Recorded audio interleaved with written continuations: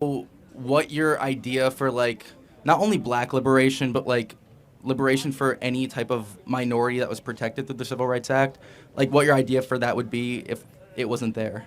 Yeah, again, I said it earlier that the part of the Civil Rights Act that disallowed businesses from administering services based on race, that was a good part. The other parts that created this ridiculously overreaching anti-racist bureaucracy was ridiculous, and now is Like being like what parts? well, for example, the parts that give us the enforcement on the Voting Rights Act, which says that What's so that? I'll give you an example. Merrick Garland recently said that states cannot have voter ID because it's a violation of the Civil Rights Act. So that's insane because the Civil Rights Act went as far to say not just disparate encounter, but disparate impact. Yeah. Does that make sense? So I get that. So the impact goes too far for me. Now, for example, if you go to a Walgreens and someone says blacks shall not come in, that should obviously be illegal.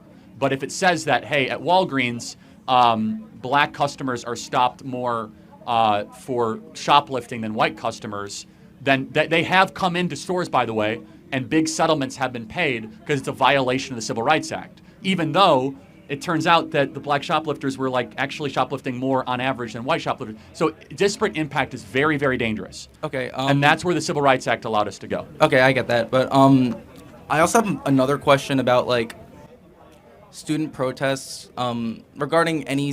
You've been notoriously against like, like the Black Lives Matter protests, the Palestinian encampment that was here last year. One a little less, but yeah. Yeah.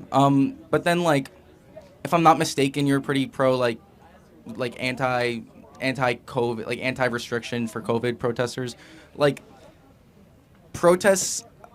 Just to be clear, I'm pro like any sort of protest. Like I'm pro. I think they all should have a right. Yes. Of course. But like, when protest has been shown to like voice the opinion of the people and create change in a very like in a way that could be systemic in the future, why do you pick and choose certain protests and certain gatherings to like to go against? To be clear, they all should be legal. I mean, Yes. unless you're occupying a campus illegally, Yeah. which was happening, or you're harassing kids on the way to class, you don't have a right to do that. But there was also some of that on the way around. But I'm sorry, what? and then just keep on going.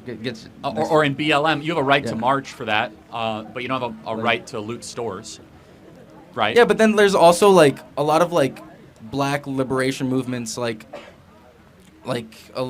used violence as a way. Yes, I agree, and that was wrong. Yeah, but then there wouldn't be. There wouldn't be what? There wouldn't be equal rights. Like there would. Are there? Well, hold on a second.